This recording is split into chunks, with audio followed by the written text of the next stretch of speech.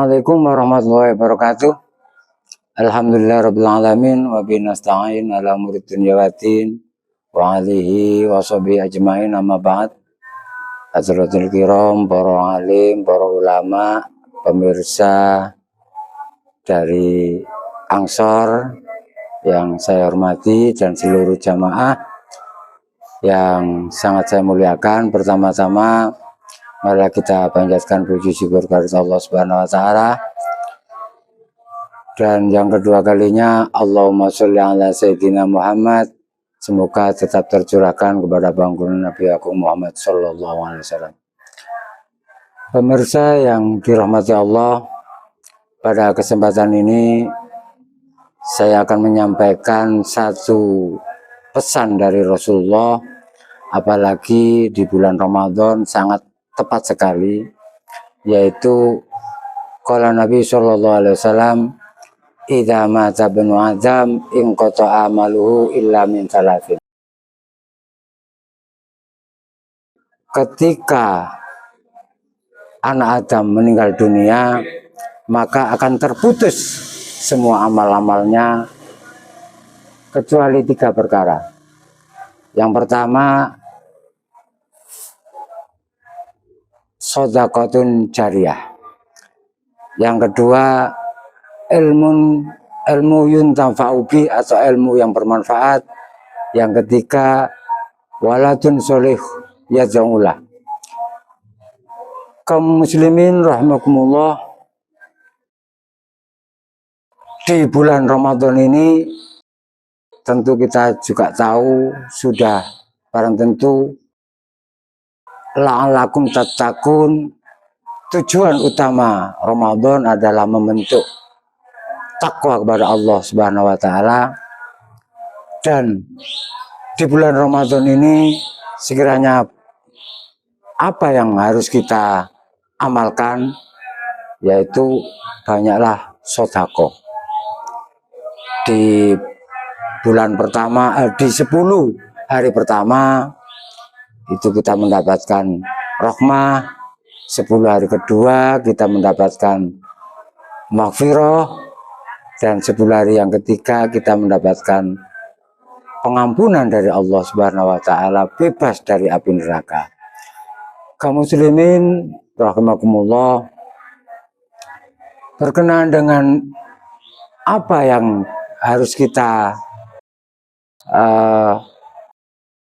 amalkan di bulan ini, yaitu sedekah jariyah. Sedekah jariyah ini enggak terputus walaupun kita sudah meninggal dunia, sehingga sangat perlu sekali kita tanamkan di hati kita menjadi ketakwaan yang benar-benar menjiwai di hati kita, karena takwa itu letaknya di hati.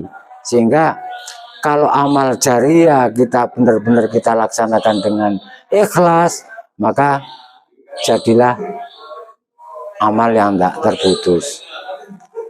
Seperti halnya kita mensekolahkan anak, ini juga termasuk amal jariyah, karena juga berlangsungnya pendidikan Islam, apalagi anak yang dipondokkan, ini jelas menjadi amal jariyah. Bukan amal jariyah itu dibentuk atau nantinya menjadi fisik dari sebuah bangunan seperti masjid atau musola atau lembaga pendidikan yang bentuk fisiknya, tapi juga keberlangsungan daripada fisik itu sendiri.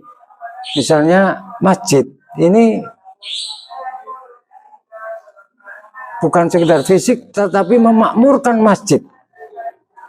Ini juga amal jariyah. Jadi amal jariyah ini bukan fisik yang kita gunakan, tapi juga kemakmuran, kemaslahatan daripada jamaahnya itu sendiri. Ini juga termasuk jariyah. Dan biasanya di bulan Ramadan ini juga banyak sekali orang-orang yang bersedekah, infak, sedekah, atau zakat mal, zakat fitrah. Ini kalau bisa disisihkan untuk jariyah, ya. Kalau zakat, ada zakat fitri, zakat mal, ini kan memang harus, sebuah keharusan, sebuah kewajiban. Khudz min amwalikum shadaqatan tudhhiruhum. Jadi zakat mal itu adalah untuk mensucikan, bukan bagian dari jariah. Kalau jariah ini untuk kemaslahatan umat, tapi kalau mal ini beda lagi. Ini kewajiban dikhususkan untuk fakir, untuk miskin. Nah, ini jariah itu zakat mal. Nah, sedangkan jariah ini untuk kemaslahatan umat. Yang kedua yang harus kita perdalam, yaitu bagaimana ilmu kita ini bermanfaat, dan itu setelah kita meninggal juga pahalanya masih mengalir terus. Ini gimana menciptakan ilmu yang manfaat, bukan sekedar ilmu yang diamalkan saja, tapi membentuk karakter anak untuk belajar agama.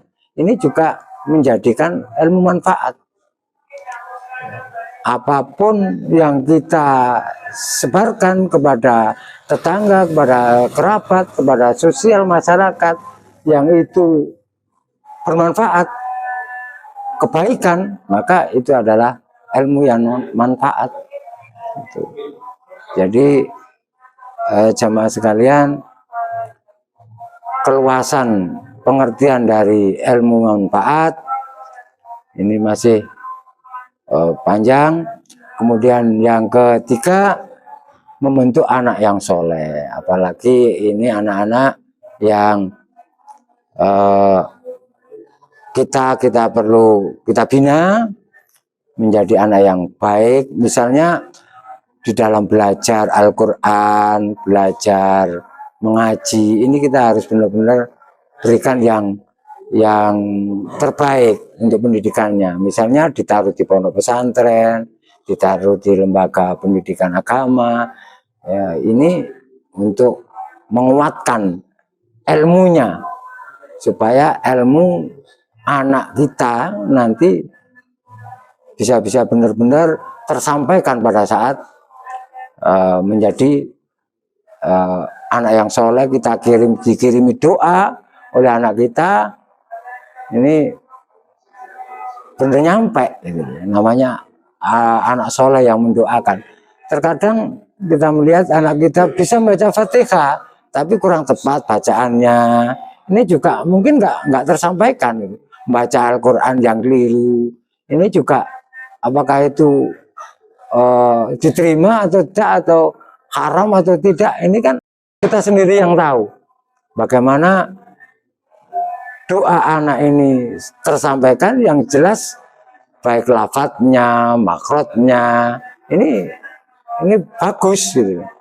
Inilah yang nanti membentuk anak soleh, bukan sekedar dipondokkan selesai beres, tetapi nggak bisa apa-apa, kurang pas bacaannya, membaca Al-Quran kepada orang tua tapi salah, lah ini juga dosa. Makanya anak soleh ini tidak mudah apa yang hanya di pikiran kita, tetapi benar-benar menjiwai dan benar-benar ilmu yang tersampaikan kepada anak kita ini sesuai dengan ilmu-ilmu agama yang ada. Itulah para pemirsa, sedikit pencerahan yang bisa saya sampaikan.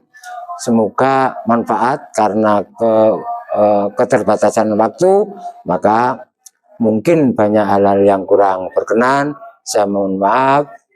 Bila taufiq wal hidayah, waridho wal inayah. Assalamualaikum warahmatullahi wabarakatuh.